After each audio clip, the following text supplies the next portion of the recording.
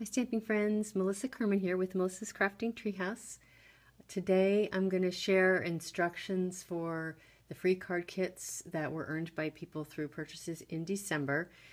If you're not familiar with my free card kit program, basically when you purchase through my online store, you purchase Stampin' Up! Merchandise and you use the current hostess code, you get free kits in the mail.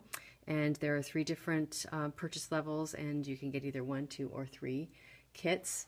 And what you get in your kit are all the consumables for making the projects, and the pre-cut cardstock, punched or die-cut pieces, embellishments, ribbons, etc., whatever goes with what you need to make the kit. And you get written instructions emailed to you and a video tutorial, just like I'm doing today. Nothing is stamped for you. That's against Stampin' Up! Policy. So you have to provide the stamps, ink, adhesive, and your tools. So what you see in front of you are the 3 card kits for December, and these are the actual corresponding unassembled kits that you will, those of you who ordered them will receive. We're going to start with this first one. Take it out of its package. Start by simply folding the card body. I don't like to score them because I never find that it's precise enough for me, so I like to just go point to point, pinch it at the seam, and then use my bone folder to make it nice and crisp. What we're going to start with is the tearing part of this. You'll see this piece right here is torn along the edge and then along the bottom as well. When I first started paper crafting, tearing just seemed so strange and wrong, but now I love it. Anyway, so I just use my fingers and kind of pull the paper towards me. You can see the side here on the left is kind of the sort of raggedy side where you can actually see the inside of the fibers of the paper, and that's the part that I like to see showing. You can see the back side. It's not nearly as interesting. And then this piece is going to be what goes under the bottom. So again, I'm going to just use my fingertips to control the shape of the paper, and I can make it as ragged or as sort of controlled or straight as I want. So there's my 2 pieces.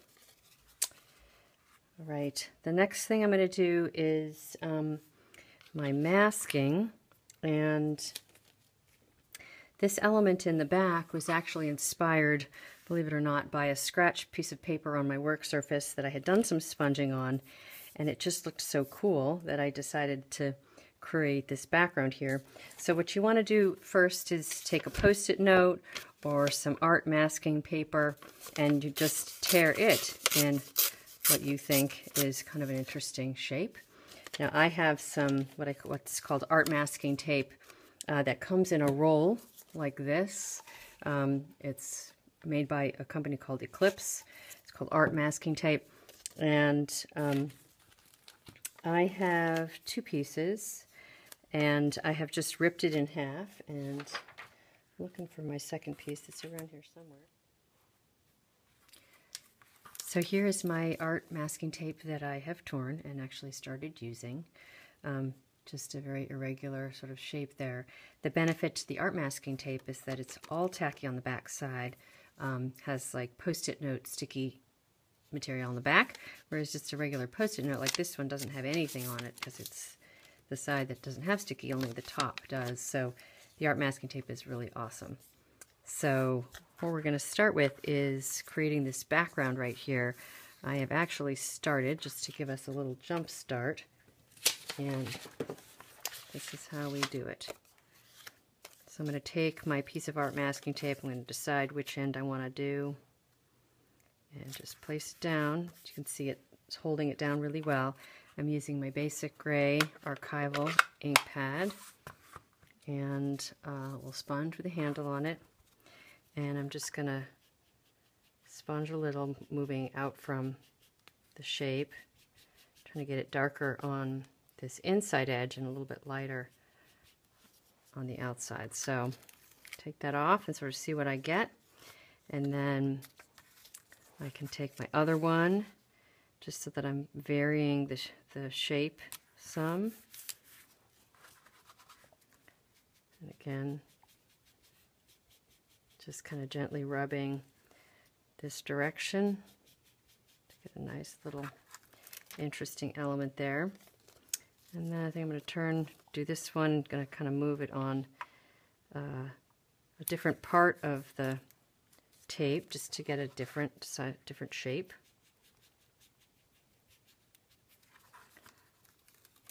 And there we go. Now if I want, I can kind of go back in here and do another line, but just kind of, it's just very organic, fun background. And it sort of looks like clouds a little bit to me. And then I'm going to move on to the last step, which is the focal piece, which we're doing on a piece of silver foil sheeting or paper. Now this is where the fun begins. So I'm going to start with my embossing buddy. Now that sort of assumes that we haven't been having fun so far. I think we have, but I don't know, you be the judge. Anyway, embossing buddy. Now, one of the things with the embossing buddy and the silver foil is that if I rub it like I would normally do on a piece of paper, I'm going to actually scratch that surface of the foil. So I don't want to do that. It's sort of a delicate surface. So instead I'm going to tap, I'm going to pat. And when I pat, I get a lot of this residual powder on there, which we're going to clean up later, so no worries. The next thing I'm going to do is take my Versamark ink pads, a sticky clear ink, and my image from the Sheltering Tree stamp set, and I'm going to ink that up. When I have a big stamp, I like to put it face up, and that way I can tell that I'm covering the whole surface with my ink pad. And then I'm just going to stamp it right in there. Now I'm going to press firmly, making sure I go straight down. The surface of the silver foil can be a little bit slick, and the Versamark ink is a little bit sticky, so you just want to make sure that you don't slide the stamp along the surface and create a smeared image.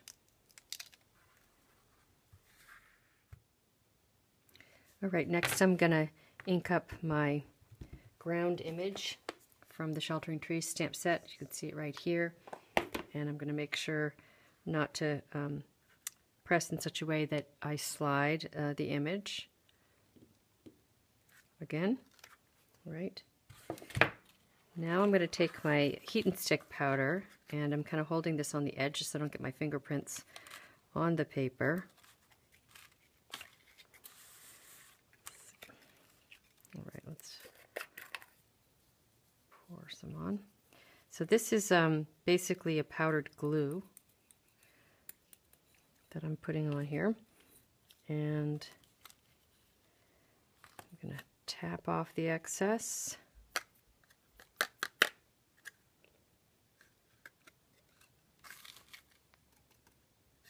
All right, there it is. Now time gets a little bit sensitive here because what I'm going to do next is I'm going to heat this image, and it's going to melt the glue, and I need to have my silver glitter at the ready so that I can pour it on as quickly as possible while the glue is still hot and sticky. So I'm going to make some noise here. You're going to see it melt, I believe, so here we go.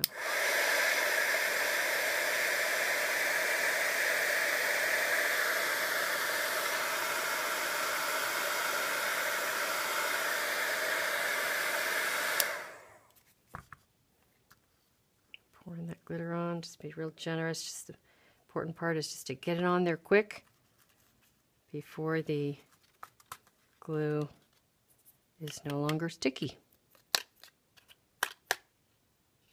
All right. Isn't that gorgeous? I love this. So pretty. All right, I'm going to move this out of the way. Now I do want to tell you that I had that glitter open very close to the heat tool, and when you do that you kind of risk blowing the powder all over the place, which is not a good idea. So I'm going to actually pour this back into the bottle and get it completely out of the way because I have to use the heat tool one more time. Get that off to the side. And then what I'm going to do is I'm going to heat set my image so that basically the glitter melts into the glue and and doesn't go anywhere.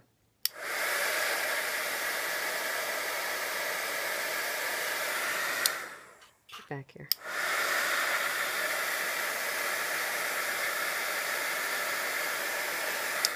Now the funny thing about this step of the heat setting is you really can't tell, you know, whether it's doing anything. But you just don't want to heat it for too long so you don't melt the paper, but you want to do it long enough so that that glitter really becomes sort of melted into the glue. So now I'm going to get rid of the excess powder that's on the surface from the embossing buddy to sort of clean it up a little bit. So now we're going to take a look at this, and it looks like I got pretty good coverage, but if for some reason some of the glue was not sticky anymore and you had spots that didn't actually get good coverage with the glitter, you could actually reheat it again and pour some glitter back on, but I don't think we need to do that with this one. So that's pretty cool. So now I'll just put some adhesive on the back side of this, attach it, attach those two pieces. I'm going to take this piece, and I got one more step to do with this piece, and that is the sponging. So you're not going to see a whole lot of this on this side, so I'm not going to worry about it too much. You see right here, but you will see it on these edges, and I really like the effect that sponging gives and kind of makes it connect to that background image here that's also sponged. So done with that part. So we'll just take our card body, attach that piece. You have a white piece to go on the inside, and then this is just simply assembly from here. So that's it for this card. Yay! So this next card is super simple to put together and to show because we've done all the heavy lifting by looking at this technique on the first card. So we're using the foil, the silver foil sheets again, and in this case we're using the Bloom in Love stamp set with this image right here, and just done it 3 times with heat and stick powder, just like we did on the first card. So the assembly is super easy. This is an inside piece for you, and the piece of sweet sugar plum has dimensionals on the back side. I have put the dimensionals up high so that this piece can get tied around, and we'll just attach it like this, of course, after the silver's on the front, and then do a faux tie with the remaining piece. And then it's just a matter of attaching it to the front, and just imagine this has hearts on it already attached, and we're all good to go. So that's super simple. All right, on to the last card. This, of course, is great for Valentine's Day, and it uses my method for custom color and glimmer paper, which I do have a video for. So I'm not going to be covering how to do that on here, but I would refer you to my YouTube channel so where you can watch that video. What makes this card unique, in addition to the custom colored glimmer paper, is that it sort of opens in a different kind of way. Or, you know, anyway, you can see what I mean. Anyway, so I'm going to show you how the easiest way to put this together. This is what your people got in their kits, the die cut heart, and that is cut from the Bloom in Hearts framelits or thinlits right here. So I've attached some of the pieces just to make this super quick and easy. I've got an inside piece that's just going to get attached to the inside, and I'm going to put that aside for now. I've attached a piece of designer paper to the top panel, and I have already attached my designer paper to this bottom panel. So what I'm going to do is I'm going to take a little bit of temporary adhesive, and I'm going to put it on the back side of this panel and attach it on the bottom of the card, where I'm going to end up wanting it to be in the end. And that just anchors it in place. And then I've put dimensionals on the back side of this panel right here. I don't have them in the middle, obviously, because then it'll get stuck to the inside of the card. So I'm just going to remove the backings of the dimensional pieces. And then I can just find where it goes in the middle. And it's going to bridge the gap and attach the bottom piece, the bottom panel to the top panel. And now it's all set. Now I'm just going to open it, and since that's temporary adhesive, didn't hold it down too much, I just scraped that off with my finger.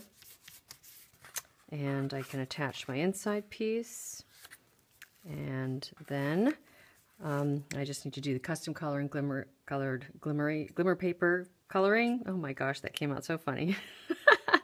And then attach it. Obviously I'm not going to attach it now because I haven't added the color to it, but I did want to show you on the back side I have added dimensionals wherever the larger portions of the piece are, and then I can just attach it. So that's pretty much it. Thanks for coming and joining me today, and I hope you've enjoyed the projects, and if you have any questions, please let me know. Do consider subscribing to my YouTube channel, and I will hope to see you back sometime soon. Bye.